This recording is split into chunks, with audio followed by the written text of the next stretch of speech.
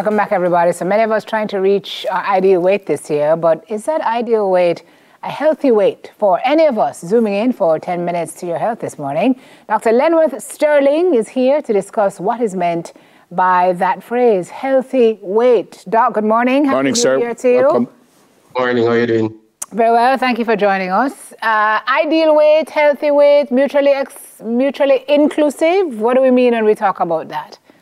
Okay, so that's a very important question. So ideal weight is what we would basically say, when you stand on the scale and you say, this is the weight that I want to be, or this is the weight that I'm aiming for.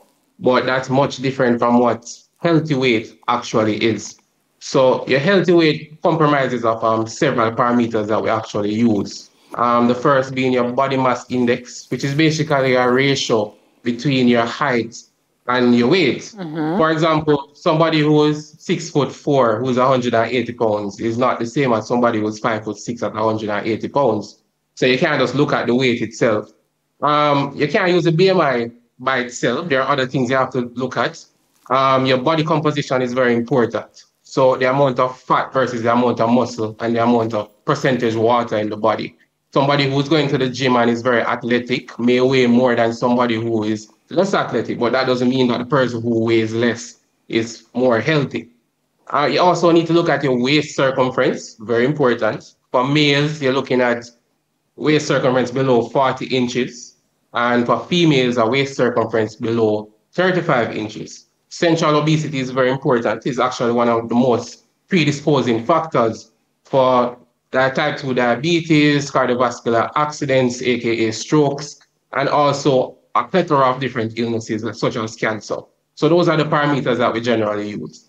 But a lay person like myself, how me work out all the way you just say, Dr. Lenworth. I am 6, I am 157 or something like that. And some people look at me and say, oh, Mr. Maga. And another person look at me. The other day I was somewhere and one of my doctor friends, I don't know what he saw, and I've actually felt it. And him say, watch your waist. And I've kind of find it. Yeah, and I kind of find it strange because normally when me say me have a belly, everybody say, we are talking about, you don't have nothing. But you've been saying you have a belly from the other day. I've been saying that I have a little thing. Yeah, but how I work out all of what you just said? All right, so the BMI calculators are really accessible. It's a complicated formula. I wouldn't recommend anybody to try and work it out for themselves. It's accessible on Google. You just type in BMI calculator, you put in your weight, you put in your height. And I saw you guys put the range on the screen, so that will tell you where you fall. However, it's not hard and fast. As I mentioned before, there are other factors that can, kind of flaw your BMI. For example, if you're a weightlifter, your BMI might be suggesting that you're overweight, but it's just because muscle is more heavy than fat. Right. So you're very muscular and you're putting on fat. So back to what you mentioned, Neville, the belly is very important. The central obesity. You may be thin in frame, but you have a big belly. And central obesity is one of the most dangerous forms of obesity, because that's what leads to a large amount of cancers, type 2 diabetes, stroke. So you might see some people who are very thin having strokes, and you wonder, oh, this person looks healthy, what's happening? But their cholesterol is very high in the blood. They have central obesity and stuff like that. So the BMI by itself cannot be used. You have to use other conjuncts with it. Yep. Really important information, Doc, because I remember at my thinnest, I was my least healthy, right? There was a trainer who told me, yes, you're slim, but you're skinny fat. And I was like, what is that? But that's a thing, right? That's the muscle versus whatever else is happening in your body. So some people may step on the scale and they see that a particular number, but we are not healthy people. Correct. So you need to avoid scale watching, as you say. We use the scale too much. We depend on it too much to determine how well we are adjusting or how well we are losing weight and so forth. But you can't use the scale alone. That's very dangerous. So you have to think about how you feel, right? Is it that since you started working out, you can now run a mile, you couldn't run 500 meters before, can you now lift heavier? So you use other things, your mental health, how you feel, how is your confidence. It's very important to take pictures because the scale can fool you. So, for example, if you start lifting, you might start to gain muscle. That won't reflect on the scale. You might actually go on the scale and you gain weight. And that's what a lot of people tend to get discouraged about. You know, you're actually making progress. But the thing with the body is because you're seeing yourself every day in the mirror, you are not seeing the changes. Somebody who hasn't seen you for probably 6 months might look at you and say, oh, you look much better. You look like you're losing weight. But the persons you got to work with every day, yourself, you're not going to see the changes. So it's very important to take pictures so that you can know what your progress is. Yeah. We hear people say we're fat, we hear people say we're obese. If I work it out and I find the weight that I should be, so I am at I told you I'm 157, now maybe I should be at 160, just make we use 160. When is it a concern that me gone too much? 162, 170, because as you said, it's not perfect. And you know, I always tell people, when I lose weight, from I know myself, I've been between 157 and 163. So when I lose weight, I am at 157. Now when I get fat, I am 162. When you get concerned that, no sir, something have to go on. All right, so that's why your doctor's visits, your regular checkups are very important. So with all the things I said before, there are still very important metabolic markers that you have to look at. So for example, you go to the doctor and you do your blood test and it's saying that your cholesterol is high. That's a very important marker, right? You might think you're healthy, you might feel fit, you might feel healthy, but it could be that you phenotypically on the outside you look healthy, but inside is completely different. So you need to do your blood tests. You Executive need to do your, profiles. Yes, yeah, pretty much. You need to check your blood pressures as often as possible. As you say, your diabetic profiles to see if your blood sugars are higher than they should be. Doc, can I ask you a question? Sure. Jamaican people love to talk about big bone. I'm big bone, it's running my family, I'm big. Please just tell us that's not a thing. Okay. Is it a thing? So genetics is a thing.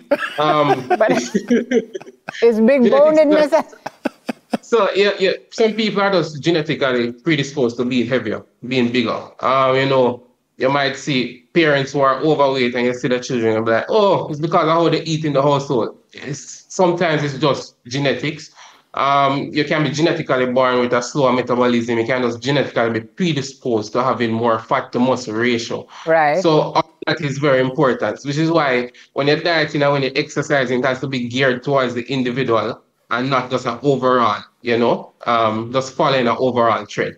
Yeah, but what Sim just said, that's interesting because you have people who are big but not fat. No, so? Yes. Don't it? Yes. So what about... Yeah, go ahead. Go ahead. No, so what about those people? Because I know people who are... I mean, look at someone like... Jamaica. I don't know if Shaquille O'Neal fat, but him is like 7'1" and he's big. Big. Yeah. Is there a difference there? Yes, there's a difference. So it goes back to what we mentioned before about the body composition. Some persons, even if they don't work out, they're just genetically predisposed to being more muscular. In the case of Shaquille O'Neal, for example, he had pretty big parents, you know, so he's just a natural athlete. He didn't have to really put in that much work, you know, and work out that much because he's just genetically born with more muscle mass than actual fat. Okay. It's because the person looks huge. And in Jamaica, we tend to have this predisposition that, you know, you see a big person, you'll be like, oh, you're fat, you put on weight. But that person could be much healthier than us. Yeah. It's just that their body composition incorporates more muscle than actual fat. Okay. So, Doc. Yeah. Big bone is that thing. Big bone is that thing. Yeah, many Jamaicans say me no fat, me just big bone. Is big bone in this a thing? Doc, help her out. Don't let the scale scare you, man. If you feel good in yourself. Doc, I'm not asking for me, I'm asking for a friend. I'm saying. There's all right, we go with that. So many people. You know what people say? I'm a fat man, me just have big bones. Last time she go up on the scale. Why are your bones different from my bones? Last time she go on the scale said one at a time. No comments. It does make one. Right. You are gorgeous. Big bone and all. My brother, thank you so much, Dr. Lenworth. All the very best to you and your family. God bless you for 2025. And thanks for being with us this morning. No problem. It was a pleasure. Thanks for having me. Thanks, Doc. Dr. Lenworth Sterling, 10 minutes to your health. We'll do it again next Thursday. So big.